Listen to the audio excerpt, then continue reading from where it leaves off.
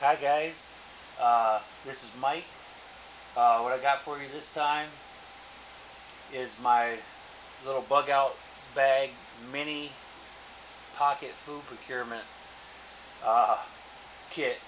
That's pretty long, yeah, I know. I should get an acronym or something for that. But anyway, uh, this has got a little bit of everything in it. It's like a little mini survival kit, just in the palm of your hands. Go right in your pocket when you're going scouting or something. Uh, After you've reached your bug out location, you're just running around a little bit. You can take this with you, and maybe if you see a couple runs or trails or tracks or anything like that, you can throw out some snares and some traps. But I'll go ahead and get on with this portion. I guess real quick, one thing I would like to say is on shows like Naked and Afraid, I notice a lot of these people don't put snares out or traps right away.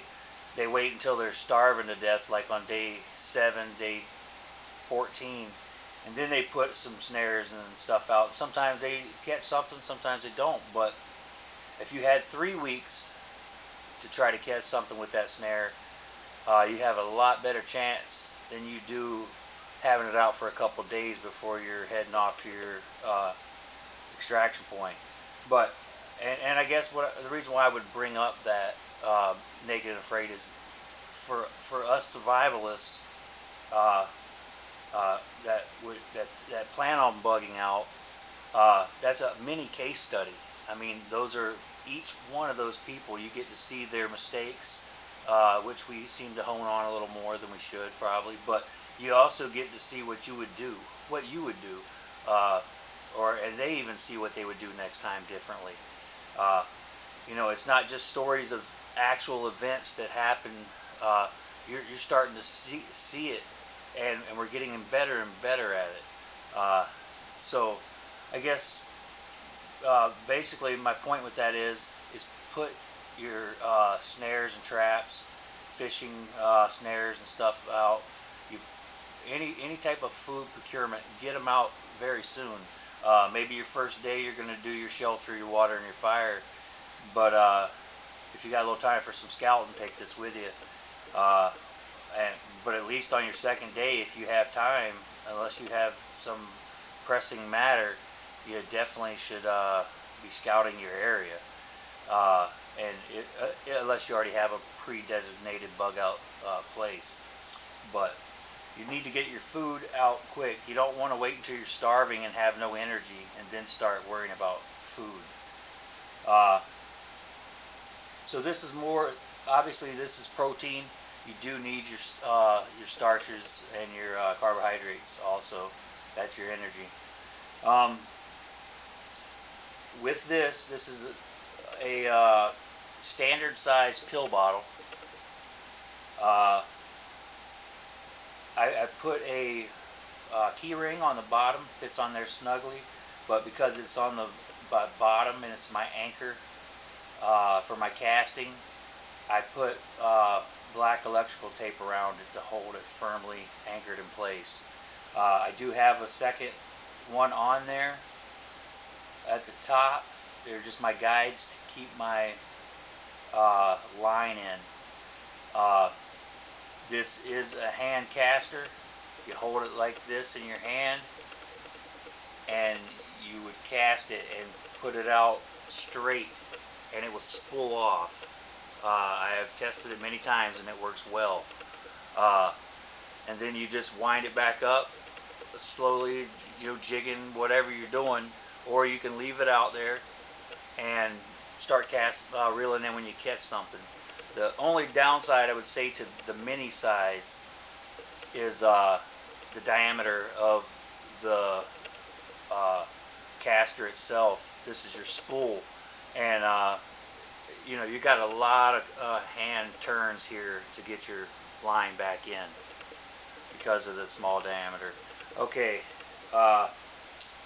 next up here, I have some Ranger bands on here. They help you have a nice grip for casting, even with wet hands, but they're also here to protect and keep my other items from unspooling.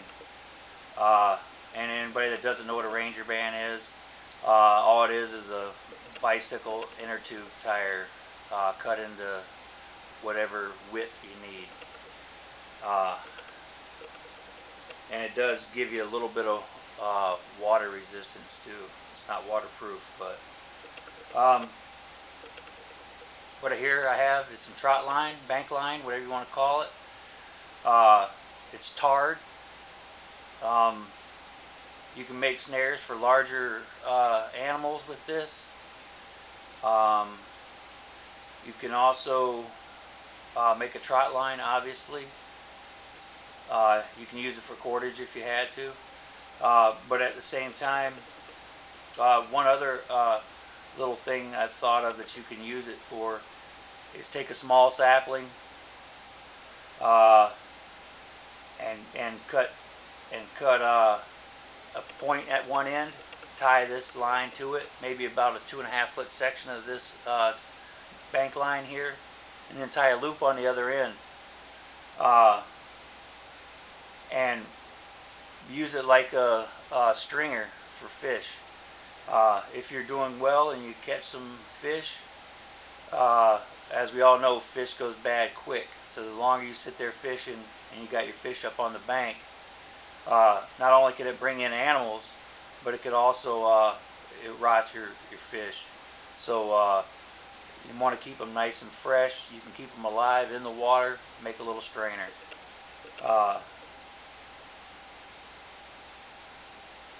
Then under this next section here,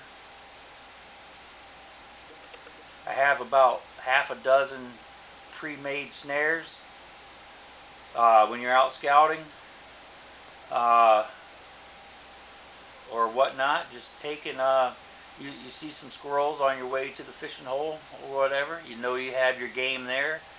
You target them by making some squirrel poles. You can make 3 squirrel poles with this. Also, you see any little runs or rabbit sign, anything like that, you could throw out some rabbit snares. And then at the top here, I just cut down the width of some trail tape, especially when you first put your snares out. You know, with 3 you'll probably remember, but if you're putting out more than that, or if you're, especially if you're not used to the area, you might want to put up a tag to remember where that's at so you can check it. You know, after that, I would take them down. You know, you don't want to just let everybody know where you're at, but you should remember, until you're familiar with where you put your traps and snares out at, that's a good idea. And for signaling, if there was a problem, you can signal with that. Okay, I'll go ahead and open the top up. One thing I will say is these are water resistant. They're not waterproof. If you just held them submerged under the water, it probably would start to drain in there. And I don't want my hooks wet. So what I did was I took a piece of electrical tape, ran it all the way around, and it folds over well and makes a gasket, and just keeps it dry, nice and airtight. Also, an even better gasket would be just to take the sticky side, make a couple runs with your tape to make it wide enough, and then just cut back around it with an X-Acto knife or something, and you can make a gasket that way, which actually would be even better. But here's, I got a bobber, just a little trout bobber, nice and small, compact for what I need it for. Stick it in here.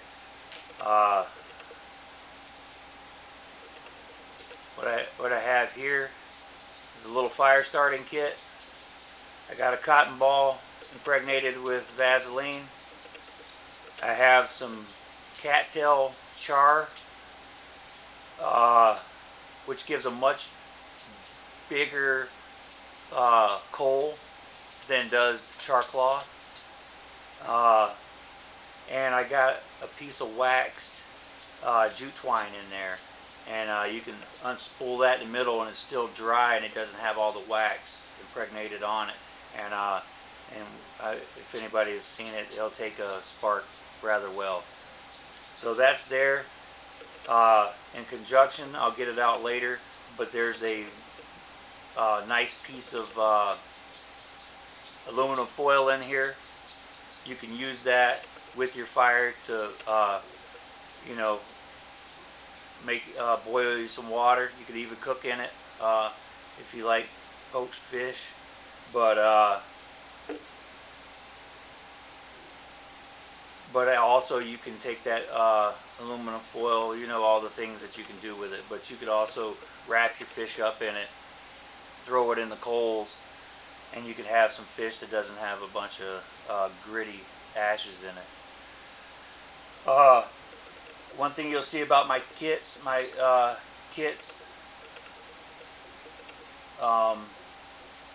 like to come prepared to catch something when I put my thing out. I don't want to have to expend energy digging for worms and grubs and finding crickets or grasshoppers or minnows.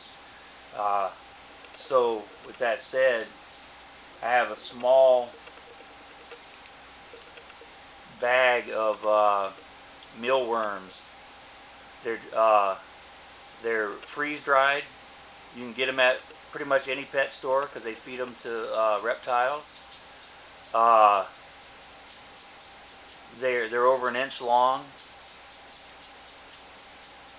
probably an eighth of an inch thick, maybe.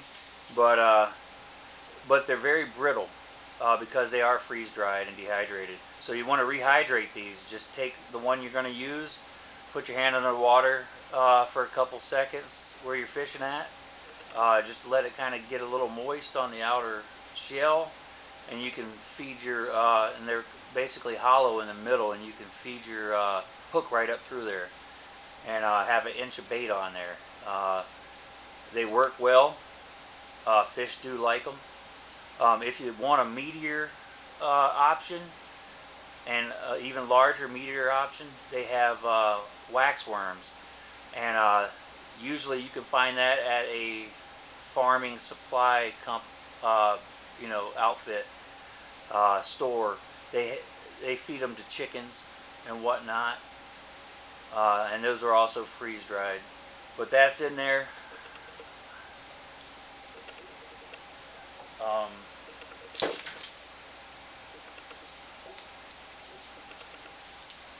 I have another bobber here.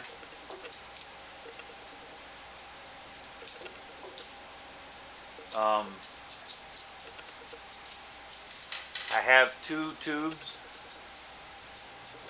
of peanut butter,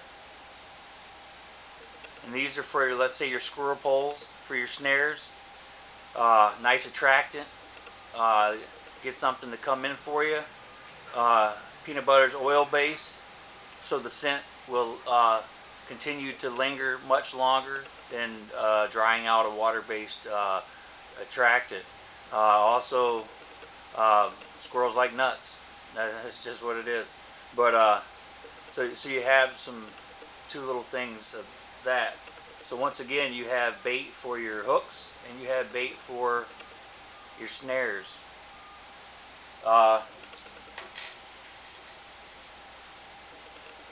And then once again, there's that nice chunk of aluminum foil. Also in here, emery cloth, and that's for these half a dozen waterproof matches I have in here.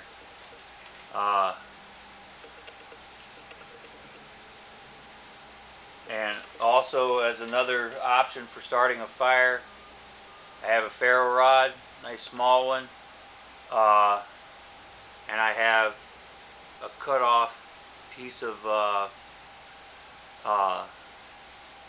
file saw blade anyway. Hacksaw blade. But anyway, to make this a little easier to hold on to as you're striking it, all I did was take just a little chunk of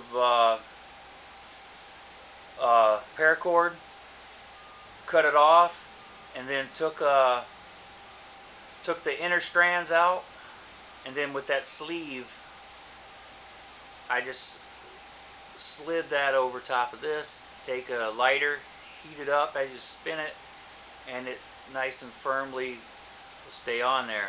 Of course it came off as I said that, but it still, with your pressure, will stay there for you.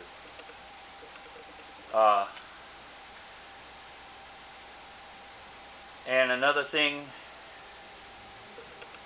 you could take this trot line, bank lines. It has three layers, so you could use that. If you have 3 layers, you can break it down. Just another little option there. I have a beetle spin. I love a beetle spin, especially for panfish. But it will take a pike or a bass. Larger fish like them too. I have a couple color options, especially if you get a hold of a couple pike. They tear these up real quick with their teeth. I have a couple. I have a jig head, a couple more jig heads on here. Especially, let's say it's winter time. I'm from the UP, up north, about an hour away from Canada. When winter comes, you can do some ice fishing. These are basically ice fishing jigs.